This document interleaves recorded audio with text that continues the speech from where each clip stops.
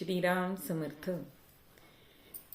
श्री समर्थ रामदासांनी 13 कोटी रामनामाचा हा जप केला होता.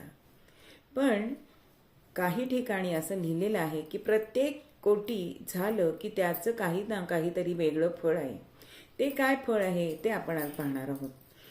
की 1 कोटी नामस्मरणाने आरोग्य प्राप्ती होते, 2 कोटी नामस्मरणाने संतती प्राप्त होते, 3 कोटी नामस्मरण झाल्यानंतर यश कीर्ती मिळते, 4 कोटी नामस्मरण झाल्यानंतर इहलोकीचं सुख मिळतं, 5 कोटी नामस्मरण झाल्यानंतर कामक्रोधादी विकार हे जायला लागतात, 6 कोटी नामस्मरण झाल्यानंतर ज्ञानप्राप्ती होते, 7 कोटी नामस्मरण झाल्यानंतर अनुकूल पती किंवा पत्नी मिळते,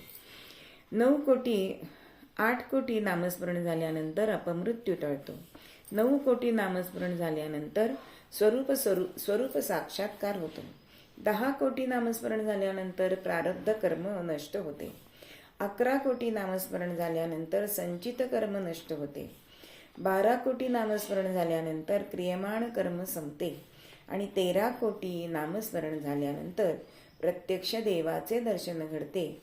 असं हे नामस्मरण भगवंताचं जर आपण सतत केलं तर आपल्याला त्याचा साक्षात्कार होऊ शकतो, प्रत्यक्ष दर्शन होऊ शकतं.